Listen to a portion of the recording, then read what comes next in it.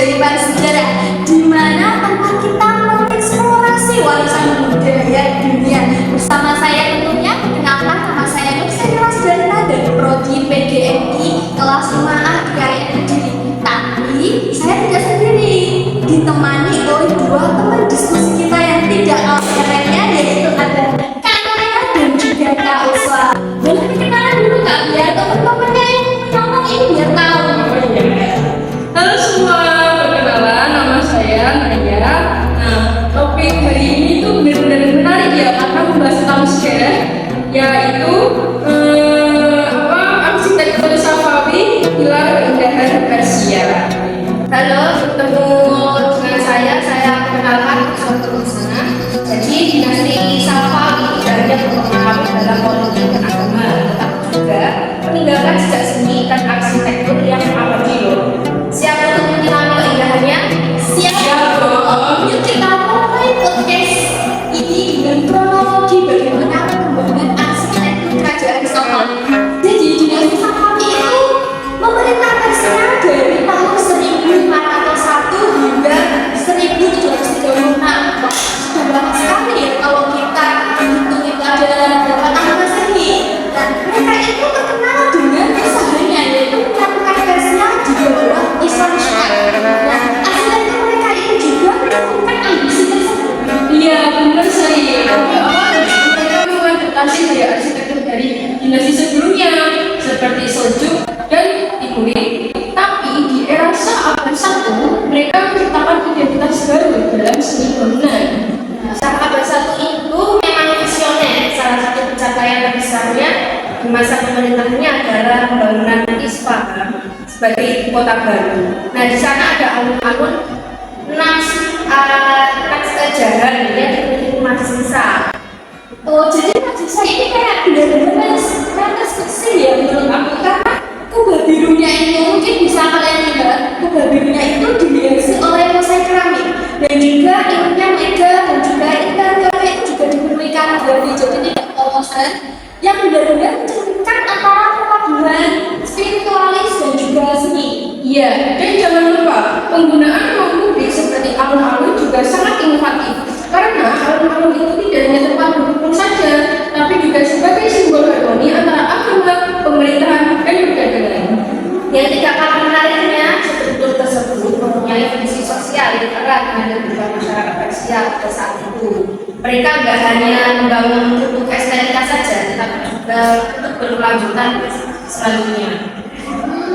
Benar ya. Nah, kalau kita lihat sendiri dari sudut pandang teori, ini bisa loh arsitektur Safawi ini bisa dianalisis dengan pendekatan simbolis interaktivis. Oh, dari itu kan yang membahas bagaimana simbol menciptakan makna bagi masyarakat, bukan sih?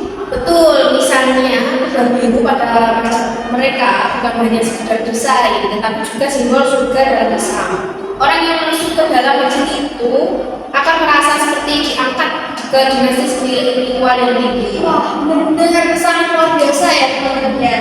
Dan juga kaligrafinya itu ada jadi masjidnya tuh juga tidak kalah menarik loh. Karena apa? Karena selain indah, karena itu juga merupakan cara Safawi menyampaikan pesan yang ada dan Al-Quran. Nah, jadi seni ini itu tidak cuma visualnya saja yang terlihat indah, tetapi juga mempunyai makna yang sangat religius dalamnya ya. Dan jangan lupa, kalau kita lihat dari teori urban sociology, alur seperti Masjid Jahan itu contoh desain kota yang ideal. Ruang publiknya didesain untuk menyatukan fungsi sosial, spiritual, dan ekonomi dalam satu tempat. Benar sekali Mbak Naya, arsitektur Safawi itu punya jiwa karena mereka menciptakan ruang yang relevan dengan kebutuhan masyarakat dan mencerminkan nilai-nilai mereka. Nah, tadi kan kita sudah membahas nih tentang arsitektur piramid dari kerajaan Safawi. Nah, sekarang itu kita masuk ke bagian favoritku, yaitu apa sih hikmah kita tadi mempelajari atau membahas tentang arsitektur piramid kerajaan Safawi. Pastinya teman-teman juga penasaran ya, kenapa kita mau membahas ini. Nah, sekarang saya ingin bertanya ke kalian, kenapa ini hikmahnya apa kita mempelajari dari ini podcastnya? Pastinya kan ada apa itu sesuatu yang begitu menarik sih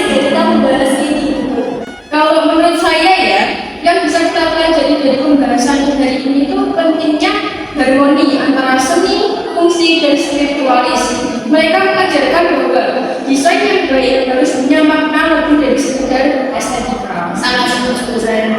Dan yang penting, hal yang penting Safa juga menunjukkan bahwa identitas budaya harus dipertahankan. Bahkan ketika ada pengaruh global, kita tidak terinspirasi untuk melestarikan tradisi kita sambil tetap relevan dengan zaman. Aku juga lebih sebaliknya sih sama prinsipnya keberlanjutannya itu, karena benar-benar Safati itu yang bertambah ratusan tahun. Bayangkan sudah ratusan tahun tapi masih ada gitu peninggalannya. Oh iya.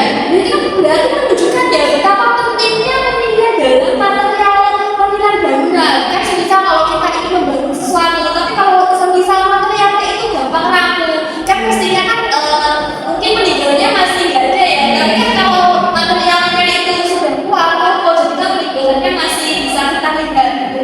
Dan juga desainnya pun juga tahan lama sih, karena desain arsitektur pilar Raja Safari itu karena peninggalannya itu masih bisa kita lihat desainnya ya, meskipun ada awetnya luntur ya, kan sudah nggak usah tahun lalu gitu. Seru sekali ya pembahasan kali ini. Nah, semoga